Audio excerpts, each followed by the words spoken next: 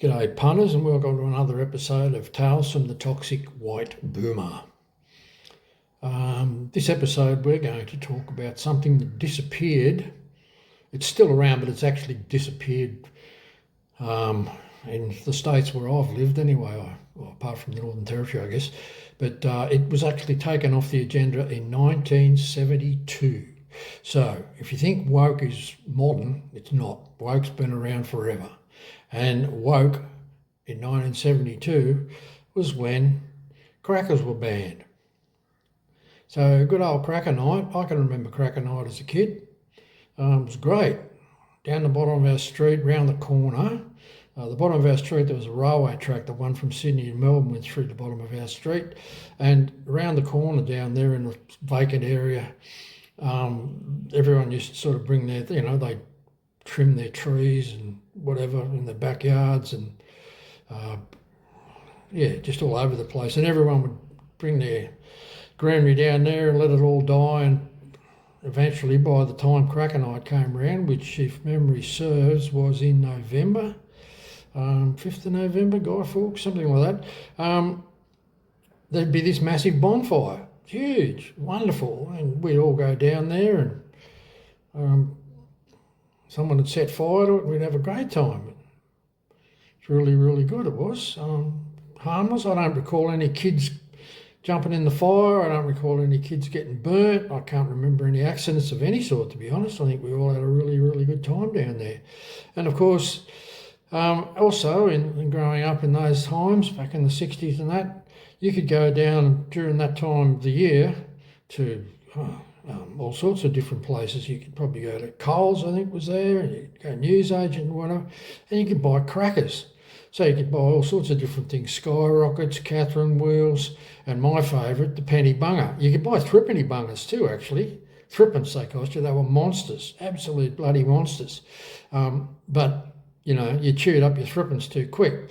So probably the best setup, the ones I remember any fondly, were 6 penny bungers tied together. So all the wicks were tied. You tied all the wicks together, and you made the wick longer so it didn't blow up in your face, and then you'd sit it somewhere and light it, and the whole 6 of them would go off, and it was great. It was a fantastic explosion. I'm still here to tell the tale. So is everybody else, but the government starts creeping in and some idiots do the wrong thing. And of course, like everything else, it only takes one person to get injured and everyone winds up, everyone suffers. That's Australia for you. It's been like that forever. So yeah, something happens and all of a sudden happens. But by 1972, I'd pretty much gone past all that, so it didn't worry me too much. But let's get back to the penny bunger. What a great invention, the penny bunger.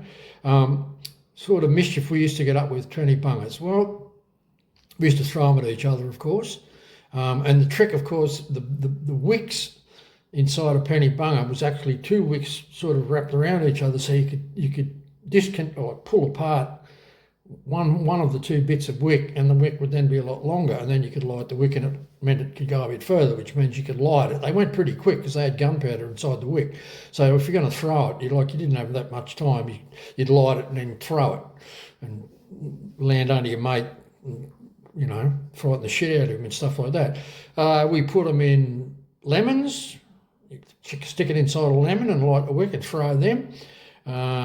We had bows and arrows back then, of course, and we used to stick a penny bunger on the end of an arrow and shoot them at each other and other different places.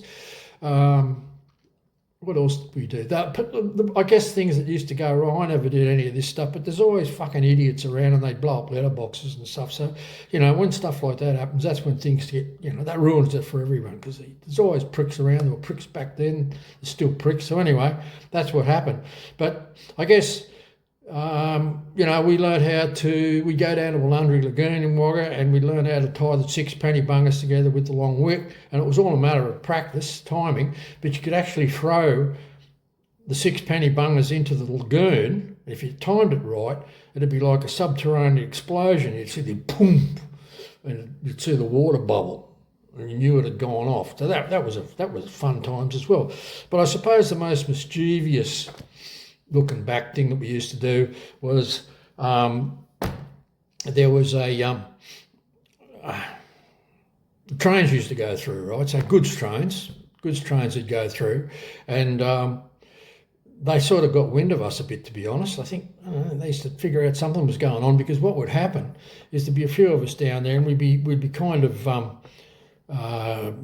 lying in wait on either side of the track. There were like concrete culverts and stuff. You could sort of lie in them and stick your head up and have a look, see what was going on. And the idea was once they wised up a bit, the guard would hang his head out the window.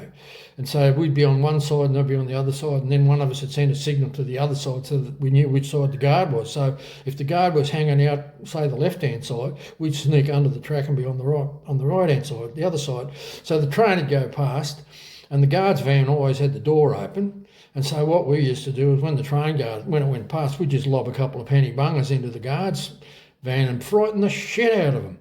So, that was fun. And the other thing we did, which was even more fun, was maybe empty cattle trucks would go past, or empty, like, I don't know what they used to carry, coal maybe? No, maybe not. But anyway, these carriages, they weren't carriages, they were like goods carriages, I suppose you'd call them, and they were empty. And and this once again took a bit of skill, but we'd like get the 6 panty bungers together, light them up, get the wick right, and try and time it to perfection. And the whole idea, of course, was the train to go past, and one of these empty carriages, goods carriage would go past, and we'd lob it into them. Now, when these 6 penny bungers went off inside that, it was like someone had dropped a bomb, literally. Jeez, it used to make a great, massive racket, like freaking amazing, like echo and boom, and so that was lots of fun. We bungers all over the joint. It was great. I can't remember anyone anywhere like losing an eye or a finger or a hand or winding up in the intensive care unit of the Wagga Base Hospital, getting burnt or anything like that. I mean, you get a little bit here and there. I do remember just about, and I guess it was lucky, but I guess the worst thing that used to happen is that the fucking thing would go off early as you were about to toss it, and it'd actually explode in your hand, and your hand would get hurt, but the noise used just about to perforate your eardrum. So, you had to be a little bit careful in that respect. But otherwise, it was great. Yeah, a lot of harmless fun. Ruined, of course, by vexatious friggin' politicians, I suppose, and people whinging and carrying on, Anyway, so that was it. 1972, that was the last of Crackenites, and there's a bit of fun that went down the loo as well.